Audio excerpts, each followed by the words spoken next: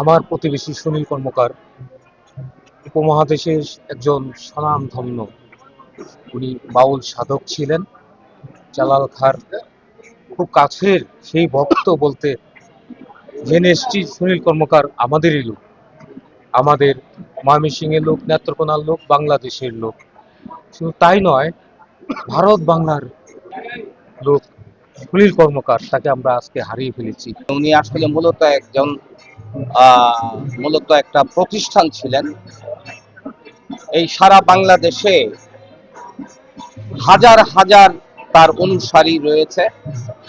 মূলত সঙ্গীতের বিভিন্ন শাখায় তার পদচারণা থাকলেও বাউল দর্শনের উপরে যে তার অনুশীলন, বাউল বিষয়াদি যে লালন এবং এটাকে গবেষণার পর্যায়ে নিয়ে গিয়ে এটাকে সংরক্ষণ করা, এই ক্ষেত্রে তার ভূমিকাটা অবশ্যই অবিস্মরণীয় একটি ভূমিকা। আমরা ছোটবেলায় তাকে চিনি।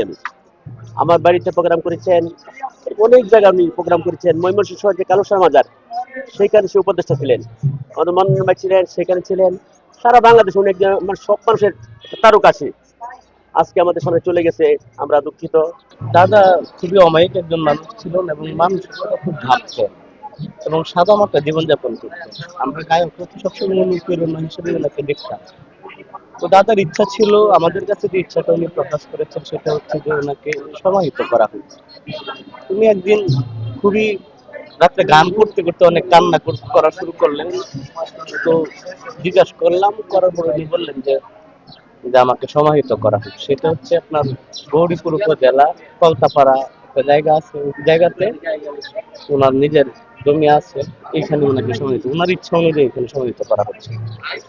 আমরা এই উদ্যোগটাই গ্রহণ করছি ওনার কোনো বিষয় সবাই। আজকে বিকাল সন্ধ্যা 5টা থেকে 6টার মধ্যে সমাহিত করার প্রস্তুতি নেওয়া।